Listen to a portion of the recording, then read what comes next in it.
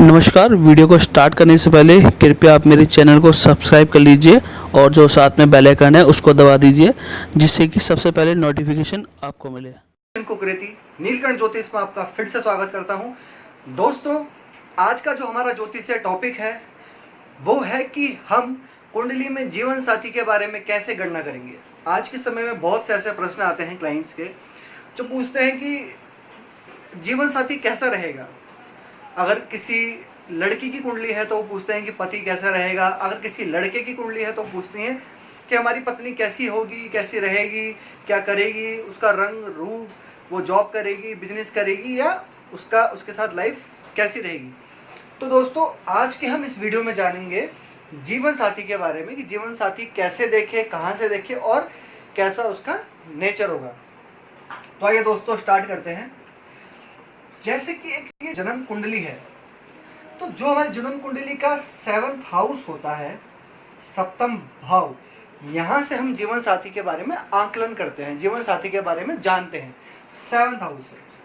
तो दोस्तों, आपको अपनी कुंडली खोलनी है और अगर आपको अपने जीवन साथी के बारे में जानना है तो अपना सिर्फ आप कुछ मत देखिए, अपने 7th हाउस को देखिए, सप्तम भाव को, और वहां पे ये देखिए कि आपके कौन सा ग्रह पड़ा है 7th हाउस में। आपके 7th हाउस में कौन सा ग्रह, कौन सा प्लैनेट्स विराजमान है। अगर आपके सप्तम भाव में कोई भी प्लैनेट्स नहीं है, नहीं बैठा, तो आप इस घर के स्वामी को देखेंगे। जैसे कि यहाँ पे तुला राशि है 7th हाउस में, तो आप इस राशि के स्वामी शुक्र को देखेंगे कि शुक्र आपकी कुंडली पर कहाँ पर विराजमान है। अगर आपकी यहाँ पे मिथुन राशि है 7th हाउस में, तो आप उसके स्वामी बुध को देखेंगे कि बुध की क्या प्लेसमेंट है।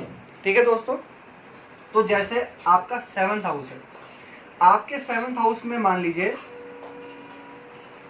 सूर्य विराजमान है, सूर्य आपके 7th हाउस में बैठा है, तो आप इसका क्या फलित करेंगे। 7th हाउस में सूर्य है, तो आपकी जो पत्नी होगी वह स्वाभिमानी होगी, गरम स्वभाव की होगी, गरम नेचर होगा, बहुत जल्दी गुस्सा हो जाना।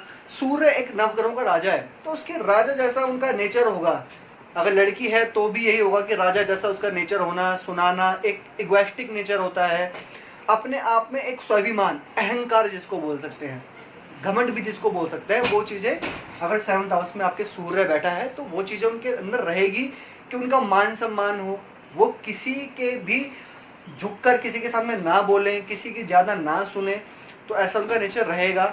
रंग उनका साफ रहेगा, गेहुआ कलर का रंग रहेगा, ना तो बहुत ज्यादा गोरा ना ही सांवला, गेहुआ कलर का रंग होगा, और वह किसी के अंदर में झुकने वाली नहीं होंगी। अगर यह किसी लड़के की कुंडली है, यह दोनों में ही, मतलब दोनों में ही रहेगा। अगर लड़की है लड़के, दोनों में ही रहेगा। 7th हाउस में सूर्य है तो यह आपको देखना है। अगर आपके 7th हाउस में आपके सूर्य नहीं, अगर आपके 7th हाउस में चंद्रमा बैठा है, तो आपकी पत्नी कैसी रहेगी, बहुत सुंदर होगी। चंद्रमा बहुत ही सुंदर है, बहुत सुंदर होगी आपकी पत्नी, बहुत चंचल होगी।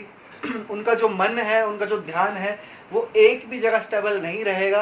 अगर लड़के की कुंडली है तो यहाँ पे लड़की देखनी है, अगर लड़की की कुंडली है तो पति के बारे में विचार करना है। तो चंद्रमा का ध्यान एक भी जगह पे नहीं रहेगा, स्टेबल नहीं होगा। माइंड बहुत ज्यादा सोचना, विचार करना, बहुत ज्यादा इच्छाएं रखना, उनको बहुत सारी 36 कलाओं का ज्ञान, 36 कलाएं होती है उनके अंदर, मतलब एक भी चीजों पर उनका ध्यान नहीं जाता।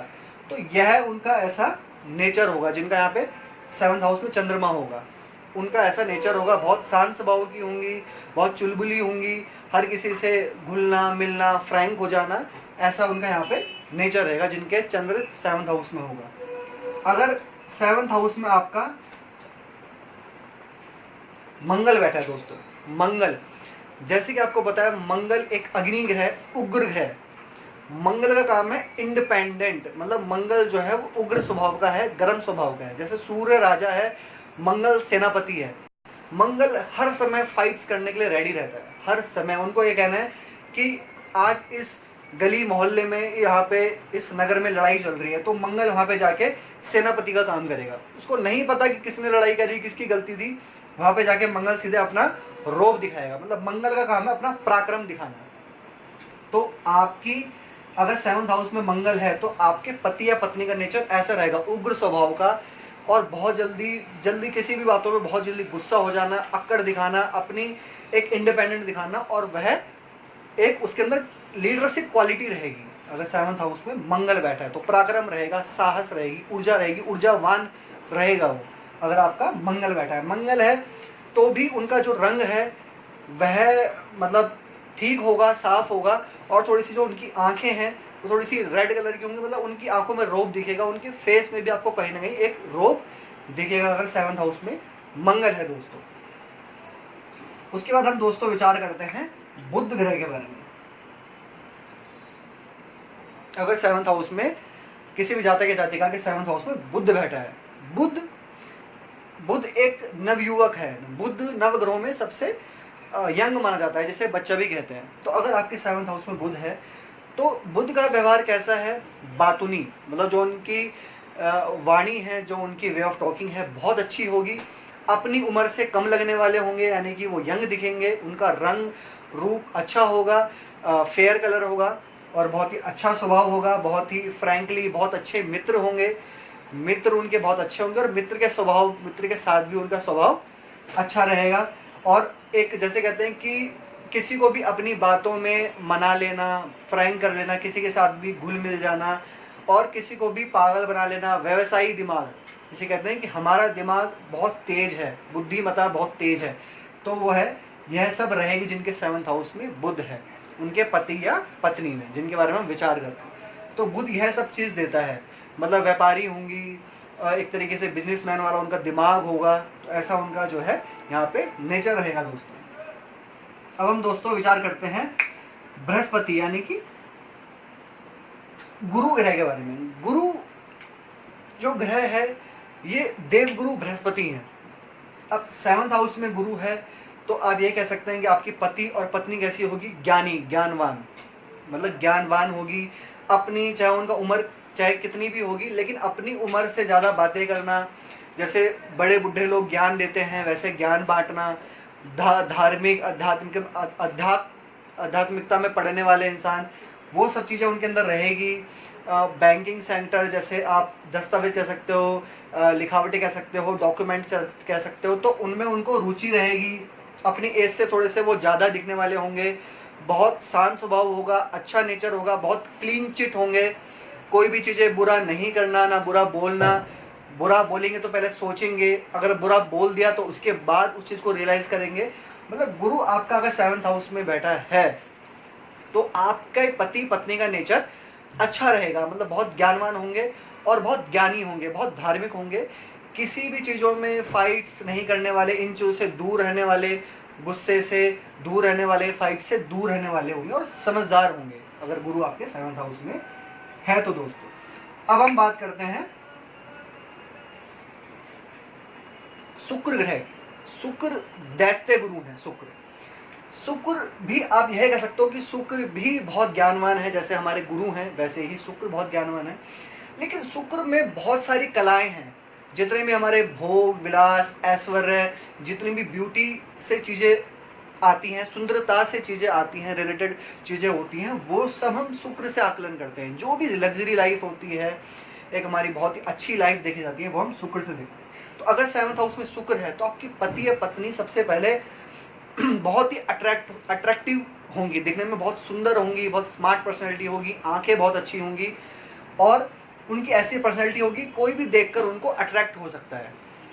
उनके अंदर कोई कला होगी, लाइक जैसे नाचने की, आर्ट्स की, सिंगिंग की, कोई ना कोई उनके अंदर एक कला होगी जिससे वह अपने आप को रिप्रेजेंट करेंगी। तो शुक्र का काम होता है अपनी कलाओं को रिप्रेजेंट करना, अच्छा दिखना, अच्छी क्वालिटी चीज़ें पहनना, जैसे ब्रांडेड चीज़ों का शौक रखना, ब्यूटी, सुंदरता दिखना, अपने आप को सुंदरता प्रेजेंट करना, तो यह सब चीज़ें शुक्र में रहेंगी। शुक्र जो है वो भोग विलासताओं का कारक है, तो उनके अंदर थोड़ी कामुकता भी रहेगी, भोग विलासता भी रहेगी, और अट्रैक्ट नेचर भी रहेगा दोस्तों। तो आपको यह अगर शुक्र है तो यह आपको विचार करना है। और बहुत ही शांत नेचर होता है, बहुत अच्छा नेचर होता है, अपने आप को प्रेजेंट करना कि मेरे अंदर भी ज्ञान है। अगर सामने कोई गुरु है, कोई गुरु वाला व्यक्ति है और सामने शुक्र वाला व्यक्ति है, तो कहीं ना कहीं एक बहस होती है कि नहीं मैं ज्ञानी हूँ, गुरु कहेगा मैं ज्ञानी हूँ, तो कहीं ना कहीं ज़्यादा अपना आपको ज्ञान पेश करना भी है शुक्र के अंदर होता है दोस्तों। अब हम आकलन करेंगे कि 7th हाउस में अगर शनि विराजमान है। तो शनि दोस्तों जैसा कहा गया कि शनि सने सने, 7th हाउस में आपकी शनि है, तो आपका जो जीवन साथी है वो थोड़ा जिद्दी होगा, जिद्दी स्वाभिमानी, जिद्दी टाइप का होगा, हर चीज में हठी होगा, थोड़ा सा आलस्य होगा। कोई भी चीजों को करेगा तो बहुत धीरे धीरे करेगा, बहुत शालीनता से करेगा, किन्हीं भी कामों को करेगा तो बहुत शालीनता से करेगा। वैसे आलस्य होगा, थोड़ा लेट उठना, हर चीजों में थोड़ा सा आलस दिखाना, और जब किन्हीं चीजों को करेगा तो बहुत दिल से करेगा।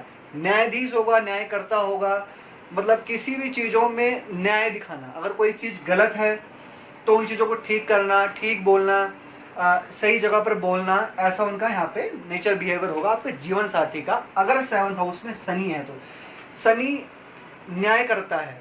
कहीं भी किसी भी चीजों अगर कोई बात चल रही हो तो वहां पे उन चीजों को समझाना, न्याय देना कि यह चीज सही है और यह चीज गलत है। बस उसमें थोड़े जिद्दी स्वभाव होगा, जिद होगा, बहुत हटी होगा, और अपनी चीजों को समझने, अपनी ही चीजों को मानने वाला इंसान होगा। रंग थोड़ा सा यहाँ पे ज्यादा फेयर नहीं होगा, थोड़ा सांवला ही हो सकता है, लेकिन थोड़ा सा पतला भी होगा। थोड़ा सा जो मतलब शरीर है, हेल्थ जो है वो थोड़ी सी पतला होगा, कमजोर होगा।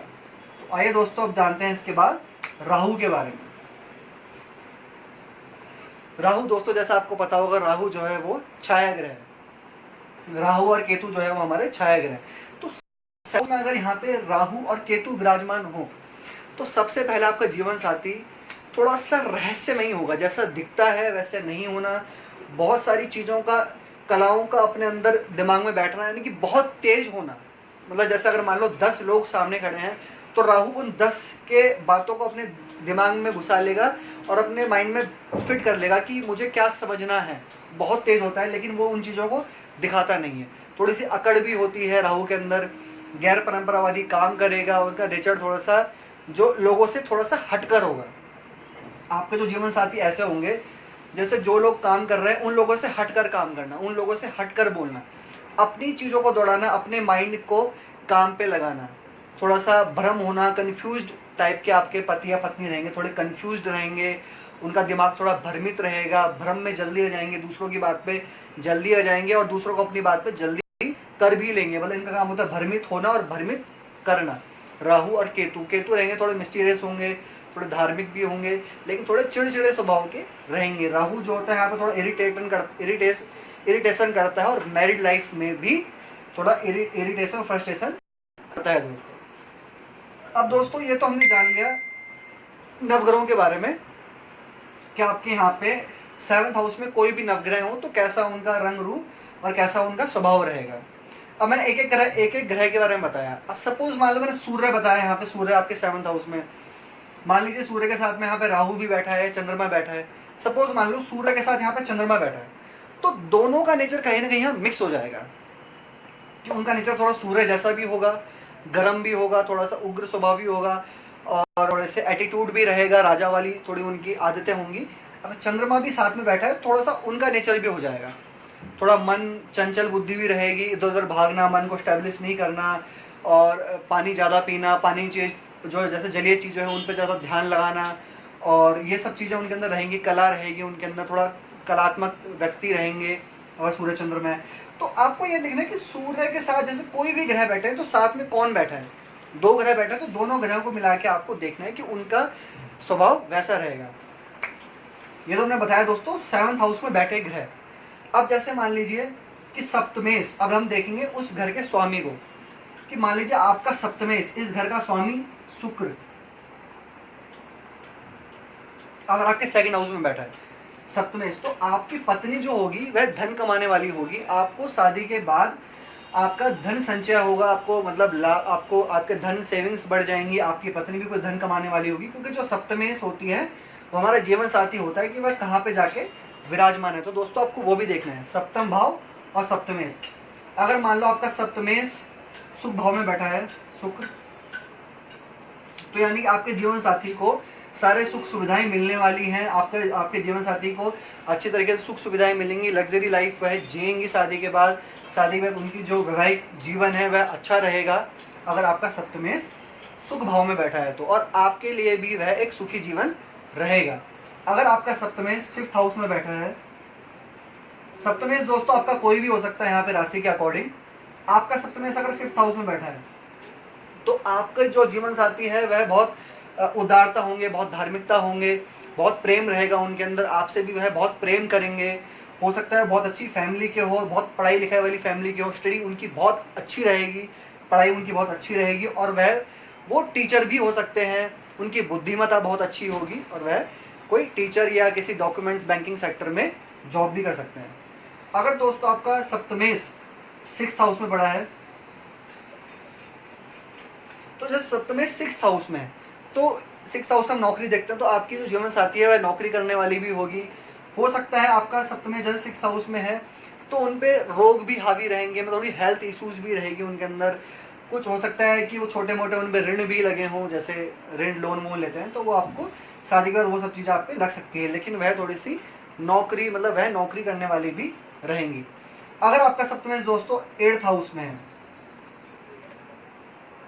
सप्तमेश 8th हाउस में बैठा है, तो कहीं ना कहीं ये खराब है। आपकी पत्नी थोड़ी सी बीमार रहने वाली, रोगी हो सकती है, उनको थोड़ा सा उनके साथ इंसिडेंट हो सकता है, और आपकी वैवाहिक जीवन में भी यहाँ पे खराब रहेगा, आपकी वैवाहिक जीवन में भी यहाँ पे परेशानियां आएंगी। अगर आपका सप्तमेश 8th हाउस में बैठा है तो यह आपको दिक्कत आएगी दोस्तों। और अगर आपका सप्तमेश 9th हाउस में बैठा है, सप्तम भाव का स्वामी आपके 9th हाउस में बैठा है दोस्तों, तो यह आपके लिए बहुत अच्छा है। आपकी शादी के बाद यह मान सकते हैं कि आपका भाग्योदय होने वाला है। आपकी जो वाइफ है वो आपके लिए बहुत लकी है। शादी होने के बाद आपकी जो वाइफ है उनका भी भाग्योदय होगा और आपका भी यहाँ पे भाग्योदय होगा दोस्तों। अगर आप वो 9th हाउस में है, बहुत आध्यात्मिकता होगी, बहुत उनके अंदर धार्मिकता होगी, बहुत उदार होगी, और बहुत ही जो कहते हैं कि दानशीलता आपकी जीवन साथी रहेंगी। अगर आपका सप्तमेश 10th हाउस में बैठा है दोस्तों, तो यह कह सकते हो कि आपकी पत्नी हमेशा कर्म करने वाली होंगी, मतलब वह कभी भी खाली नहीं बैठेंगे, चाहे वो घर पे हैं चाहे नौकरी में हैं, उनको हमेशा कर्म में इंटरेस्ट रहेगा, मतलब काम करने में। वो नौकरी करने वाली भी होंगी, बिजनेस भी कर सकती हैं, मतलब वो अपनी लाइफ में कुछ ना कुछ काम करती रहेंगी अपनी लाइफ में, मतलब खाली बिल्कुल भी नहीं बैठेंगी। उनको बहुत ज़्यादा इंटरेस्ट रहेगा अपने कर्म क्षेत्र में काम करने में, और बहुत अच्छे तरीके से वह काम करेंगे। और यह भी बहुत अच्छा है कि वह अपने जीवन में बहुत ऊंचाइयों तक जाएंगे अपने कर्म क्षेत्र में। अगर आपका सप्तमेश लाभ भाव में बैठा है दोस्तों, तो आप यह कह सकते हो कि सप्तमेश लाभ भाव में, यानी कि शादी होने के बाद आपको प्रॉफिट्स ही प्रॉफिट्स मिलने वाला है।